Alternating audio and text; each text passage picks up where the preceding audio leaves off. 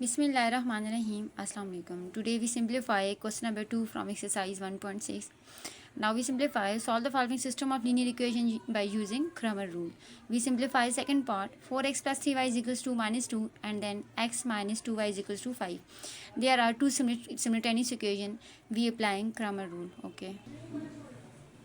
First we convert the simultaneous equation in the form of matrix. First we make a matrix. We write the coefficient of x 4 and 1. First column it is 4 and 1 and the second is coefficient of y. The coefficient of y is 3 and minus 2. It is a matrix. Then there are two variables x and y. It is x matrix and last one minus 2 and 5. It is b matrix. First we find A determinants. सबसे पहले हम ए determinant find करेंगे और ए determinant हमें बताएगा कि क्रम rule exist करता है या नहीं करता है. ठीक है. It is vertical line, it is shows determinants.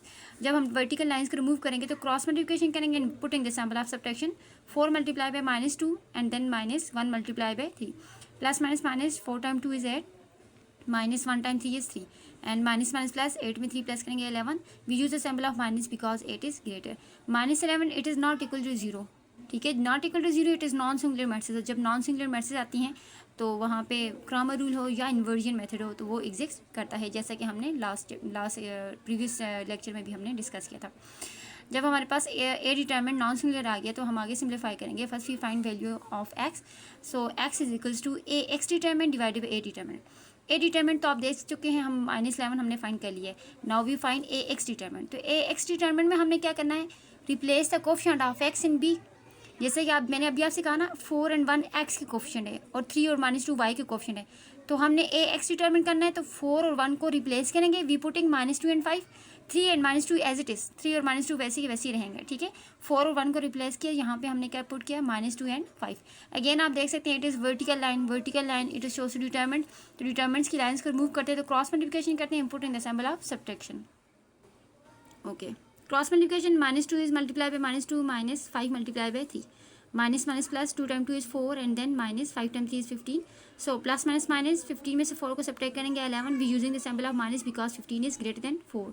So the value of A x determinant is -11. We find the value of x using rule x is equals to A x determinant divided by A determinant. Now putting these values, the answer of A determinant is -11. Again the answer of A determinant is -11.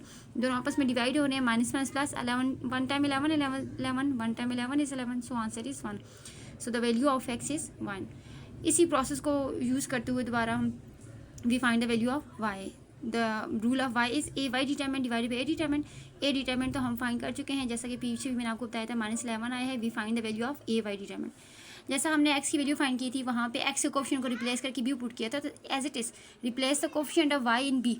अब y के coefficients को replace करेंगे तो Y के coefficient हमारे पास 3 और -2 थे, तो वहाँ पे हमने क्या पुट किया है, -2 और 5. एक्स एज इट इज़ है, एक्स में कोई भी चेंजिंग नहीं की. Again it is a vertical lines and vertical line it is shows determinants.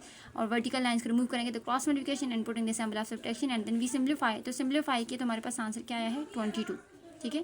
So y is equals to A y determinant divided by A determinant. Now putting these values, the answer of A y determinant is 22 and the answer of a determinant is -11. So plus minus minus 11 time 1 time 11 is 11, 2 time 11 is 22. So answer is -2. So y is equals to -2. It is our solution set. 1 and 2 it is our solution set. Okay.